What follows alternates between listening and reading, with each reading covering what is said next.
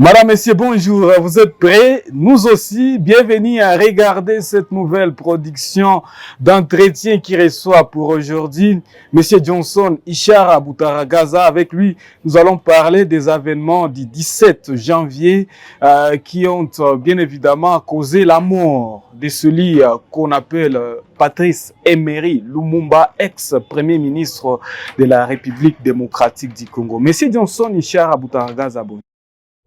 Bonjour Monsieur Faustin, bonjour à tous les téléspectateurs. Meilleurs vœux également. Vous êtes chercheur et depuis d'ailleurs le début de cette année, c'est votre première fois de passer sur Web Info TV. Dites-nous d'abord ce que vous avez à dire à tous nos téléspectateurs qui vous regardent apparaître. Bon, je suis vraiment très honoré. Au mois de janvier, je crois que je ne m'étais pas encore confié à un quelconque média en 2025. Nous sommes premiers, hein, donc nous sommes chanceux. Je pense que Web TV est le premier média sur lequel je m'exprime.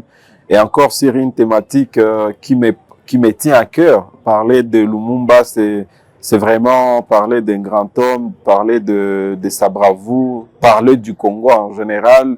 Et je suis très honoré. Je pense que je n'ai qu'à souhaiter mes vœux le meilleur à tous les téléspectateurs de Web TV, mais également tous ceux qui continuent à aimer, à suivre tout ce qui se passe. C'est très important d'encourager quand même le travail qui est fait par toute une équipe. Et derrière cette équipe, on est suffisamment informé, on est également outillé à travers les expériences des uns des autres que nous suivons sur la toile. Donc, une façon d'inviter les téléspectateurs à ne pas rater les numéros de Web TV. Merci beaucoup à Johnson Ishara Boutaragaza. Nous sommes le 17 janvier aujourd'hui, donc une date qui nous rappelle la mort de Patrice Emery Lumumba. Vous a invité en tant qu'un chercheur. Vous êtes d'ailleurs enseignant de l'université parce que vous donnez cours à l'université des martyrs du Congo, je dois le signaler.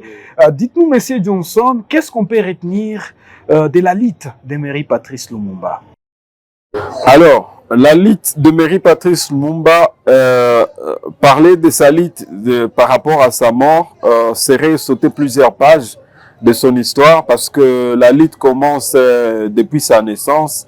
Lumumba qui a eu un parcours normal comme tant de leaders africains, qui est né en 1925 et qui a grandi également dans des mutations parce que il était à Kisangani, il était à Kinshasa. Il a fait quand même des mouvements dans son parcours et il a eu également à se cultiver davantage parce que ça c'est un aspect que beaucoup de leaders n'ont pas l'habitude de parler. On se limite à dire voilà qu'il avait un diplôme, je ne sais pas, inférieur à un diplôme d'État, mais on oublie que quand on arrive quand même à l'auto-formation, parfois on est aussi outillé plus que celui qui a des papiers dans son armoire. Et Lumumba, c'était quelqu'un qui dévorait des livres pour lire les grandes révolutions, la Révolution française, la Révolution américaine, la Révolution italienne, qui était stimulée par les artistes.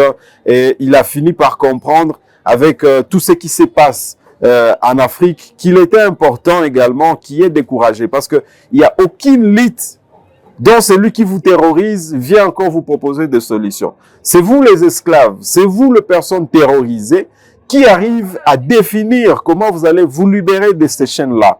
Alors, ça a été précédé maintenant, la lutte pour les indépendances a été précédée par le discours de Charles de Gaulle en 1958 au Congo-Brazza, quand il appelle maintenant tous les États sous colonisation française de prendre l'indépendance pour les États qui en veulent. Voilà. Et dans ces combats-là, déjà, Lumumba, qui était sérieusement engagé sur l'activisme, il était intéressé de suivre. Si les autres peuvent accéder à l'indépendance, pourquoi pas nous? Et voilà pourquoi le sommet d'Accra, dont il a été invité par Sékou Touré, qui était à ce moment-là le premier président du Ghana, Sékou Touré était premier président de la Guinée, et au Ghana, ils sont partis à Accra pour prendre part à ces premiers forums, et ils ont eu quand même à soulever des grandes idées, des idées du genre, c'est possible que nous les Africains, nous arrivions à nous prendre en charge. Et nous prendre en charge consiste à organiser des élites, des citoyens capables à prendre la relève. Parce qu'il faut aussi savoir que la colonisation belge et la colonisation française il y avait une très grande différence sur les traitements des colons. Les traitements, c'est du genre, le Belge voulait former, avoir des citoyens qui sont colonisés par eux et qui restent que comme des petits citoyens, des petits mendiants. Et c'est la petite catégorie qu'on estime qu'elle est privilégiée, c'est ce qu'on appelait, en d'autres termes, les évolués. Et les évolués, je pense qu'il y a même des avenues, des quartiers à Kinshasa qui portent le nom de quartier des évolués. C'est-à-dire, quand vous êtes évolué, facilement, vous pouvez prendre part au spectacle où les Belges sont là, le blanc en d'autres termes. Vous pouvez partager sur une même table avec le Belge parce que vous êtes évolué. Et les autres étaient considérés vraiment comme des esclaves. Et dans ces modes-là d'esclavagisme, il faut aussi rappeler que le Congo de 1885 jusqu'en 1960, le Congo a perdu 10 millions de Congolais. Et encore que, il faut savoir si nous étions combien, parce qu'à ce moment-là, la population congolaise n'était pas plus de 20 millions d'habitants. Ce qui veut dire que la colonisation a coûté à notre pays pratiquement la moitié de son peuple. Et aujourd'hui, maintenant en 1960, vers ces années-là, il était aberrant quand on fait la comptabilité des Congolais avec ce trafic du caoutchouc rouge qui consistait, si vous n'arrivez pas à exploiter les litrages demandés, on peut couper un organe de votre corps. Donc facilement, on peut couper un sein si c'est une femme, on peut couper un bras si c'est un homme facilement. Donc c'est comme ça qu'on était traité. Maintenant, Lumumba lui-même, après avoir lu les grandes révolutions, parce que dans ces grandes révolutions-là, il y avait toujours une catégorie de population qui était esclavagisée ou minimisée ou maltraitée. Et c'est souvent cette catégorie qui arrivait à s'émanciper. L'émancipation, c'est pour dire nous en avons marre. Donc nous avons également des droits. Et la revendication pour la justice a conduit maintenant des peuples vers leurs indépendances. Et il y a eu maintenant beaucoup de leaders autour de Lumumba, il faut l'avouer. Et lui, il s'est démarqué. Il s'est démarqué par sa rhétorique, il s'est démarqué par son courage, il s'est démarqué également par sa vision de choses. Voilà, parce que déjà les 4 janvier 1959, il devrait avoir un match de football. Entre autres, il y avait également une revendication, une grève qui était préparée. Maintenant, après le match de football, l'équipe des Congolais venait d'être bâtie injustement. Apparemment, l'arbitre lui-même était du côté de l'équipe adverse. Et sortant du stade avec cette colère, ils ont rencontré d'autres grévistes et c'est comme ça que ça créait des émeutes. Mais alors, c'est le 4 janvier. Le 4 janvier, oui, 1959, il y a des gens qui devraient maintenant faire le monitoring, reportage, pourquoi ça s'est passé, mais aussi il faut reconnaître que les États-Unis déjà avaient un air regardant sur ce qui se passe en RDC, parce que déjà, vers l'État indépendant du Congo, les États-Unis, c'était le premier pays à reconnaître cet État indépendant, et donc devraient savoir qu'est-ce qui s'y passe. Et c'est comme ça que ces émeutes ont été largement diffusées. On a compris qu'il y a eu des incidents au Congo et les discours sont partis dans tous les sens. On devrait maintenant avoir des leaders qui se sont vite organisés pour dire nous voulons l'indépendance. Et c'est comme ça qu'une délégation a été invitée à Bruxelles. Dans cette même rencontre, Lumumba, qui avait comme secrétaire particulier Mobutu Sese Seko Kukungondo Azabanga, et dans une grande délégation, donc à Savubu faisait partie, au Quito, et tout ce qui a comme Polo, Thomas Kanza, ils se sont tous mis d'accord que l'indépendance doit avoir lieu. Bon, maintenant, il y a eu un autre Belge qui est venu, qui était Jeff Van Bilsen, qui voulait dire que le Congolais n'avait pas encore la maturité pour gérer leur quotidien, pour gérer leur vie. Ils ne sont pas encore civilisés. Alors, pour qu'ils soient au niveau qu'on puisse leur céder leur pays, il faudra encore 30 ans. Alors, 30 ans encore où les Congolais sont en train de saigner. Alors, certains historiens pensent qu'il fallait le Congolais devrait accepter les 30 ans d'émancipation. Pour la civilisation. Oui, mais pour des gens qui se battent pour la bonne cause, estiment que vous n'avez pas encore besoin, même d'une minute dans la fosse du feu, Parce que après la minute là, vous risquerez d'être consumé entièrement. On ne sait pas le plan que la Belgique pouvait aussi développer après 30 ans. Et puis Mende qui avait également développé une pensée qui dit, quand vous êtes dans un trou, même si la quai du serpent vous trouve là-bas, vous devez saisir la quai du serpent pour vous faire sortir du trou. Et c'était justement l'idée qui animait tous les leaders de 1960 qui ont dit, nous voulons l'indépendance aujourd'hui et maintenant. Voilà, parce que nous ne voulons plus que les sangs de nos frères continuent à être versés dans des plantations. Nous ne voulons pas que nous soyons traités comme des sous-hommes et pourtant nous sommes dans notre pays, le pays de nos ancêtres. Nous voulons également participer à la gestion de la chose publique. Voilà. La plupart, il faut l'avouer, étaient vraiment des autodidactes. Mais la différence entre eux et une classe politique aujourd'hui, c'est que c'était des gens qui avaient une vision partagée, une compréhension de leur pays et ce qu'ils voulaient de la population. Et tout est résumé maintenant dans le discours de Mary Patrice Lumumba le 30 juin. Bon, c'est vrai qu'il n'était pas préparé à prendre parole ce jour-là. C'est vrai également qu'il savait que son discours ne va pas plaire les colonisateurs, parce que les discours qui avaient plu aux colonisateurs, c'était les discours de Kasavubu. Et qui, je me pose la question si c'est lui-même qui l'avait écrit, parce que Kasavubu qui était un séminariste, donc je m'imagine qu'il a été aussi aidé par la Belgique pour dire voilà ce qui va plaire au roi. Voilà. Et Lumumba qui a senti que dans ce discours, il n'y avait rien de la congolité. La congolité, c'est également cette fierté-là d'être congolais et de parler du Congo dans sa profondeur. Comment Kasavubu peut oublier que nous venons d'une traite négrière? Comment Kasavubu peut oublier que nous venons de l'esclavagisme qui a coûté de vies à nos compatriotes avec ces caoutchoucs de sang? Voilà comment il s'est éclipsé. Bon, parfois les leaders prennent des risques, mais des risques calculés. Il s'est improvisé pour maintenant faire ce discours-là. Ce discours qui a fait le tour du monde. Et en 1963 déjà, Che Guevara en parle à la tribune des Nations Unies. Donc on sent quand même que il y a eu ces discours aujourd'hui qu'on commémore. Facilement on peut l'écouter parce qu'on sent que c'est le Congo qui parle. Ah voilà. Après avoir énervé toutes ces sensibilités diplomatiques, je suis sûr et convaincu que plutôt Lumumba savait qu'il est déjà dans le mauvais drap. Mais encore une fois, quand on est leader, il ne faut jamais oublier des menaces qui peuvent venir parce que vous avez été honnête, parce que vous avez défendu la bonne cause, parce que vous avez dit de vérité. Maintenant, il fallait s'organiser. L'autre étape, c'est maintenant au niveau de l'organisation. Parce qu'on s'était mis d'accord que la République démocratique du Congo va connaître des institutions élies. Et c'est comme ça, il fallait élire des députés, les députés ont été élus, et le MNC a eu la majorité parlementaire. La BACO était à la deuxième position, qui était le parti de Kasavubu. Encore une fois, pour l'unité nationale, et je ne sais pas si les enseignants en République démocratique du Congo arrivent à parler ça à nos petits frères, parce que quand j'ai commencé à aimer la vision de Lumumba, j'ai lu beaucoup de livres et j'ai trouvé qu'il y avait quand même des révélations qui énervaient comparativement aux notions qu'on apprend aux enfants à l'école. C'est quoi ces révélations?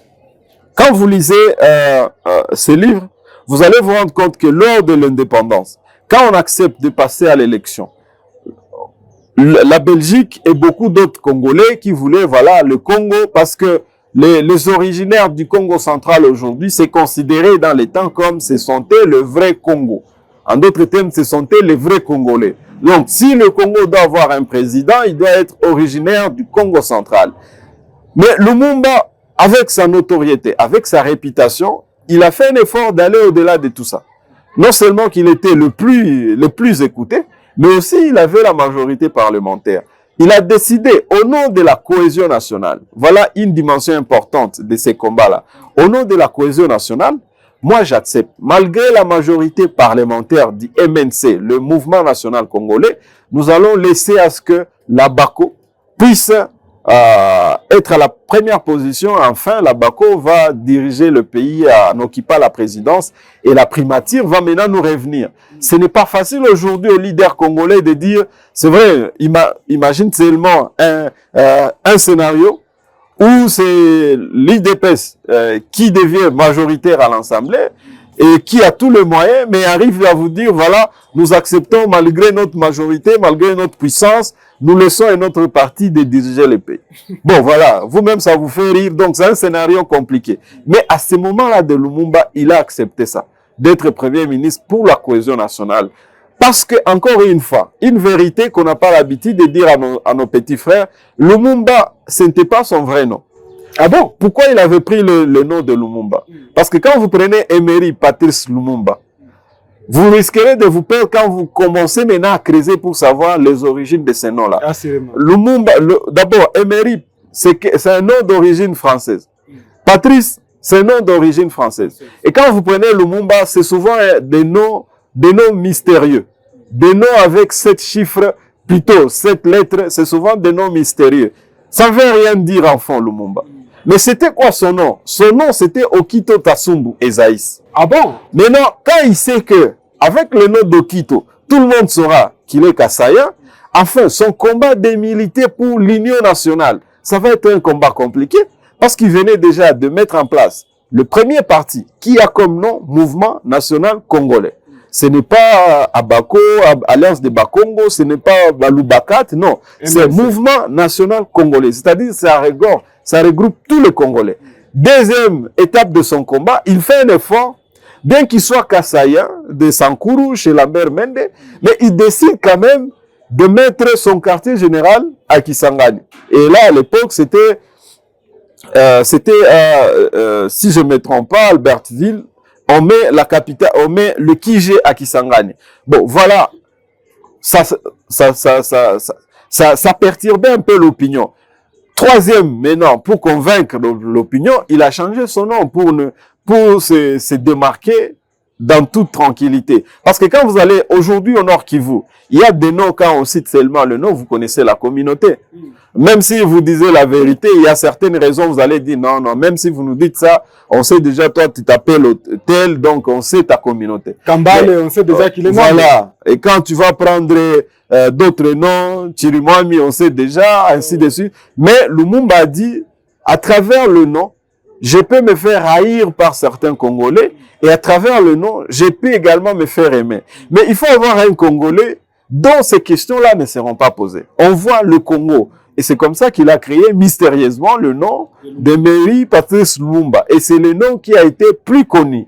Je souhaiterais que les enseignants disent aux élèves pourquoi il a plus fait connaître le nom de Lumumba et non le nom d'Okito Tasumbu Ezaïs. C'est très important. Voilà comment comme maintenant... l'émission a un caractère pédagogique, oui. Vous venez de le faire et ça vient de passer. Voilà. C'est comme ça que Lumumba a mené ses combats. En 1960, ils accèdent dans l'indépendance. On devrait maintenant travailler sur comment gérer le pays. Et c'est comme ça qu'il fait un discours, la troisième partie de son discours, où il dit, après avoir parlé du calvaire que les Congolais ont traversé pendant la colonisation, il a fait l'état des lieux aujourd'hui, que c'est par la lutte que cette indépendance a été conquise. Maintenant, troisième partie de son discours, il devrait maintenant faire un appel vibrant aux Congolais.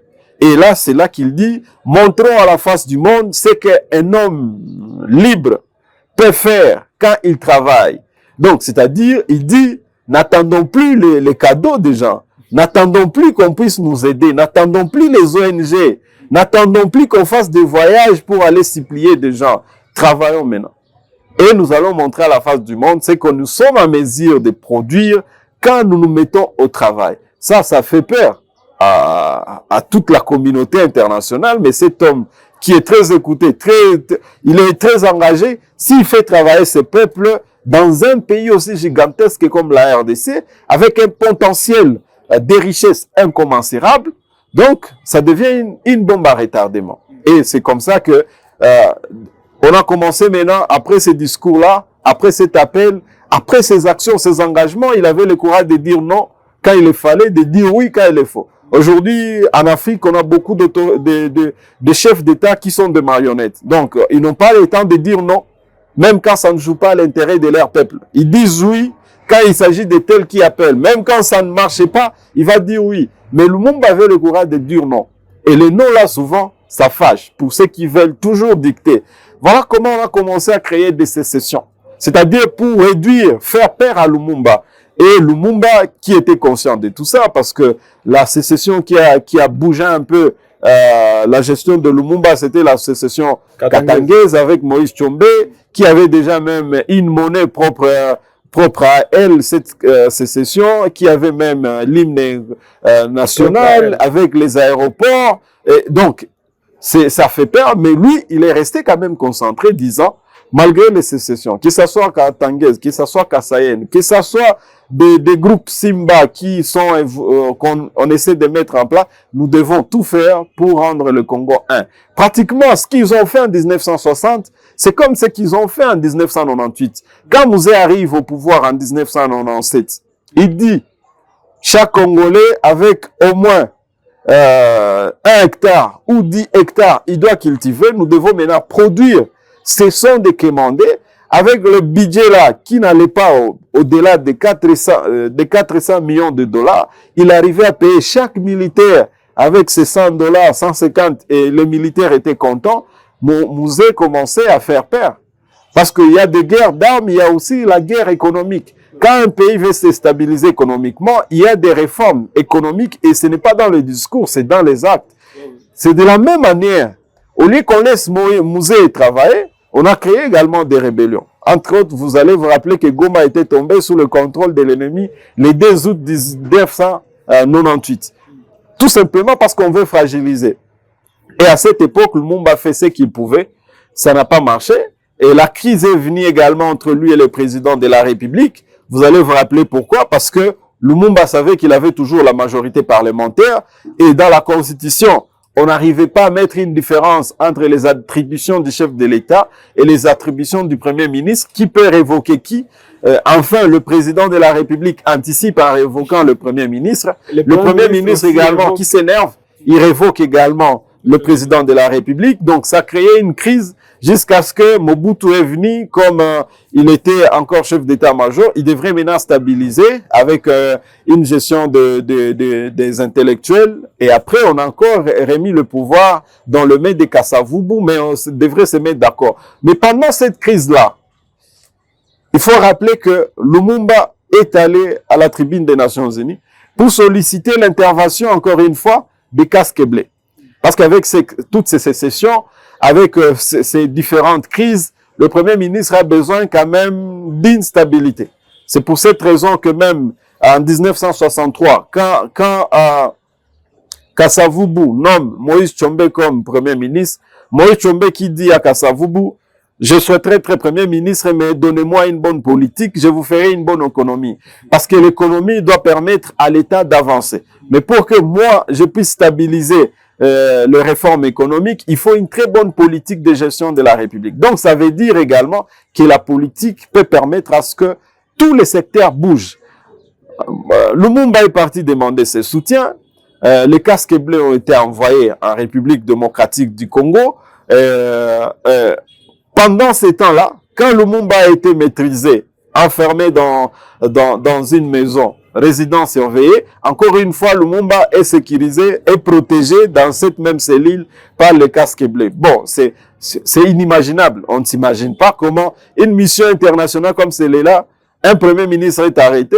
Vous qui veniez sur demande de ce premier ministre, c'est vous-même qui le sécurisez là où il est arrêté. Donc, on ne comprend pas. Et c'est par là que Lumumba décide, quand les autres étaient en train de lui dire de ne pas fuir, lui, il a décidé de partir. De partir parce qu'il voulait, l'idée était de rejoindre son quartier général pour imaginer comment ils peuvent lancer d'autres mouvements politiques pour la reconquête du pouvoir total. Mais encore une fois, les schémas étaient suicidaires. Mais quand on est leader, il faut savoir, parce que dans les livres qui parlent sur devenir un grand leader, il y a un chapitre consacré pour quelles raisons un leader est prêt à mourir.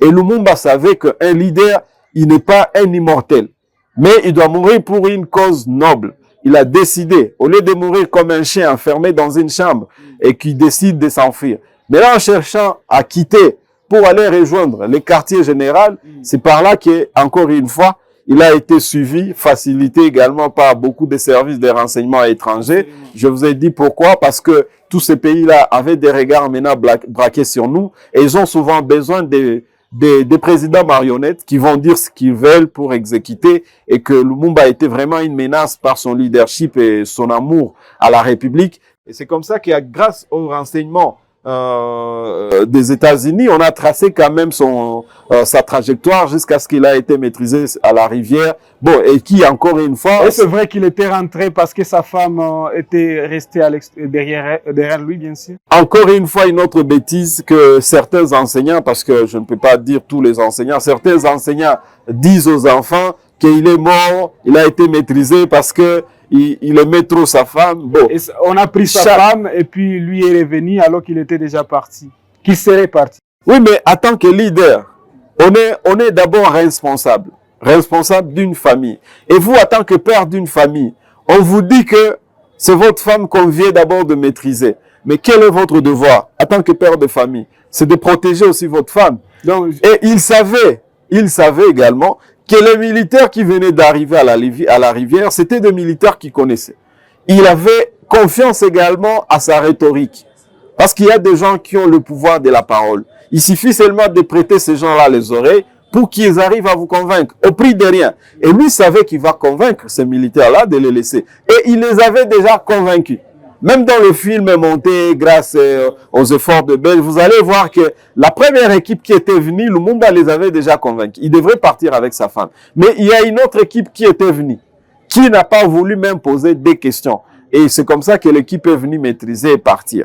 Bon, si c'était prévu, c'est ça également le combat des leaders. Mais tout simplement, il faut savoir, on ne peut pas arriver à vouloir protéger toute la République si on n'arrive pas à protéger ses enfants ou sa femme. C'est une irresponsabilité incommensurable. C'est pourquoi vous allez voir que dans les grandes démocraties, avant que vous soyez chef de l'État, on pose d'abord la question sur comment vous gérez votre ménage. Bon, si on trouve que vous avez des enfants, des délinquants, on a peur parce que vous risquerez à la gestion de la République, vous allez avoir que une jeunesse délinquante parce que vous n'arrivez pas d'abord à maîtriser vos enfants. Et donc, il y a toujours des petites questions comme ça qui sont posées et c'est très important dans le leadership. Donc, Lumumba, s'il a été arrêté, c'est parce qu'il a joué son rôle en tant que responsable d'une famille, en tant que responsable d'un grand foyer. Il avait cette mission-là. Avant d'abord de protéger la République, il doit être à mesure d'abord de protéger sa femme. Et c'était une cause noble. Et quand on l'a pris?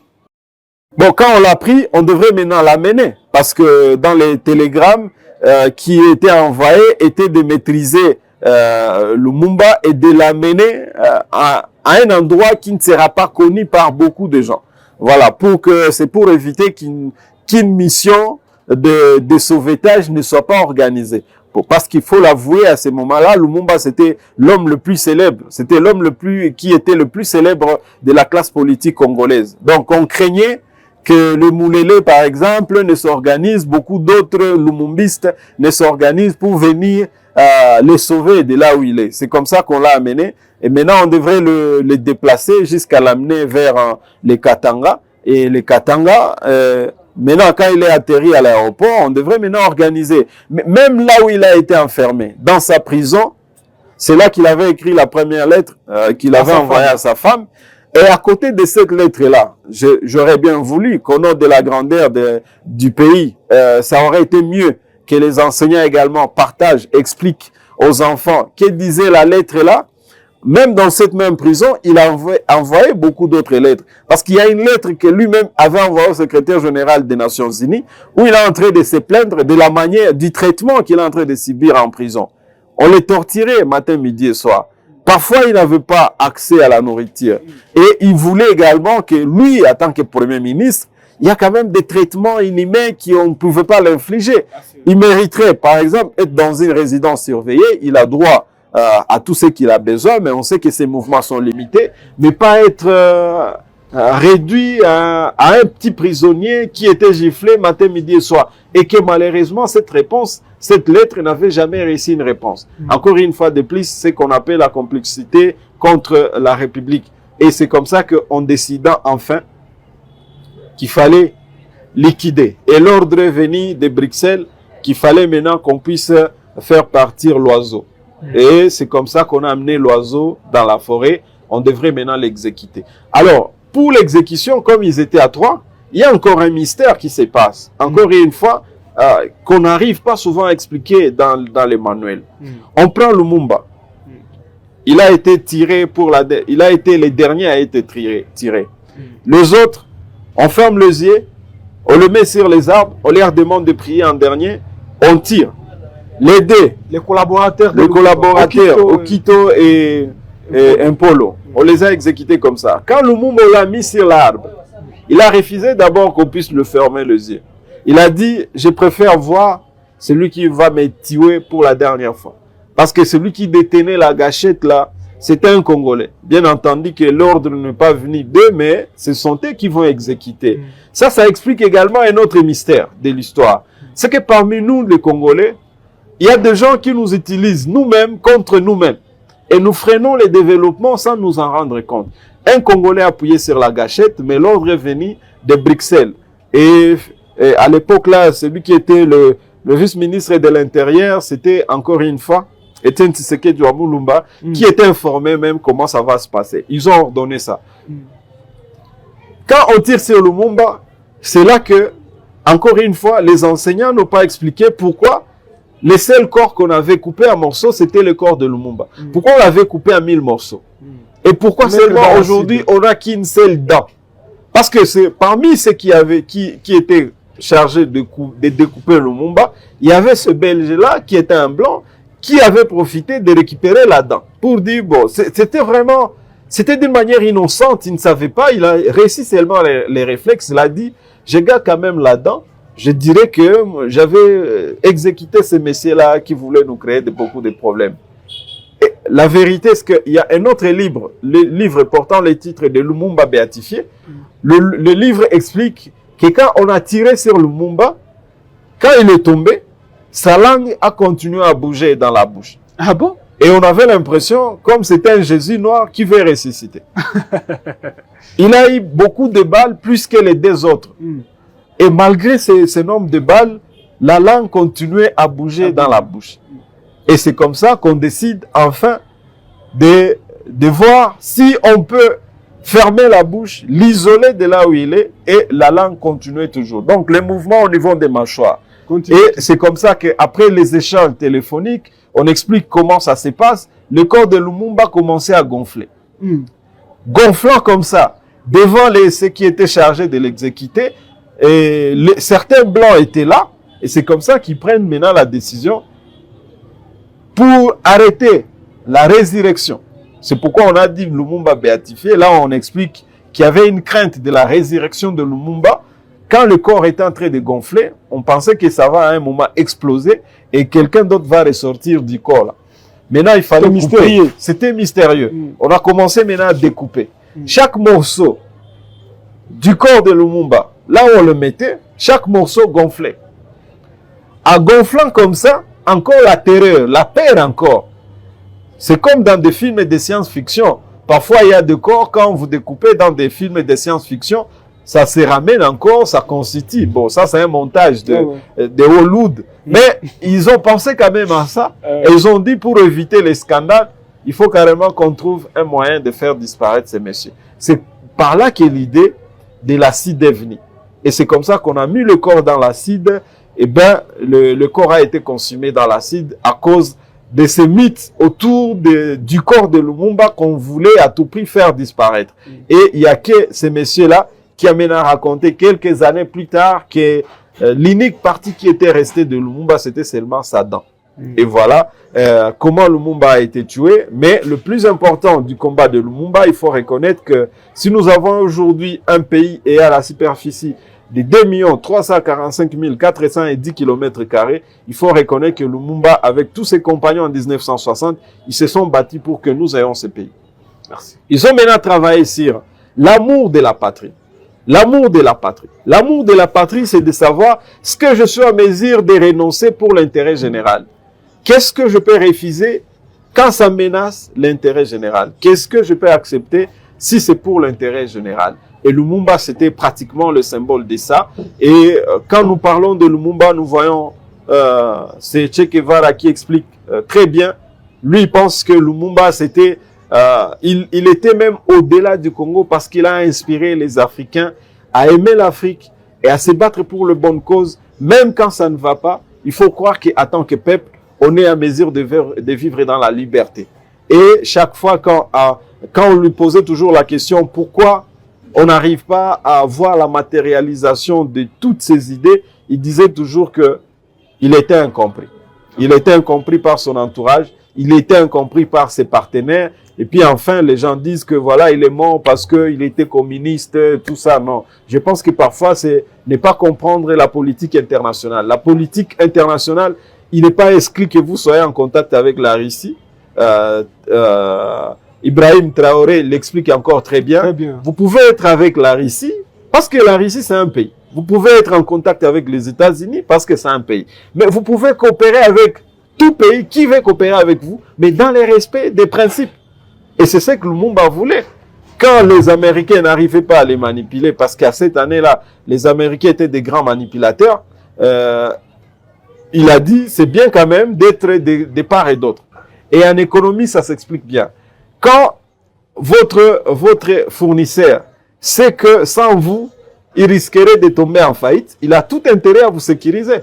Donc, la Russie, les États-Unis savaient qu'ils ont besoin de Lumumba. Mais Lumumba devrait maintenant s'ouvrir. Mais tout en disant, je suis africain, mais apte à la manipulation, à la corruption, travaillons pour les intérêts égal à égal. Et c'est également le discours que la Belgique n'avait pas aimé. Et c'est comme ça qu'il est arrivé à mourir. Et en 1965, Lumumba, plutôt 1967 maintenant, c'est à cette année-là que Mobutu Sese Seko reconnaît Lumumba comme héros national.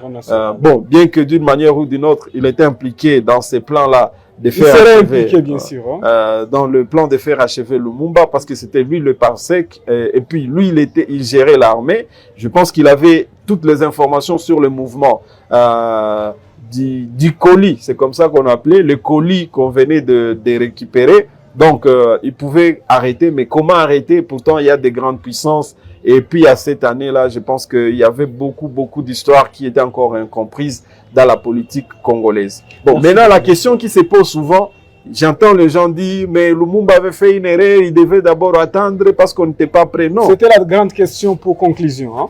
La vérité, c'est que les héros font ce qu'ils peuvent. La bonne question, les héritiers, qu'est-ce qu'ils font du combat de leurs héros? C'était nous les héritiers. C'était à nous maintenant de prendre la relève et de faire ce qu'on peut faire. Vous savez que Mouzé Laurent Désiré Kabila, il est né en 1941. Alors, si vous voyez en 1961, quand Lumumba est mort, Mouzé avait déjà 20 ans. Et maintenant, il y a une histoire qui explique que Mouzé est en train de suivre la radio et sa maman lui dit que Lumumba venait de mourir. Et Mouzé qui dit, je serai le deuxième Lumumba. En fait, c'est effectivement ça.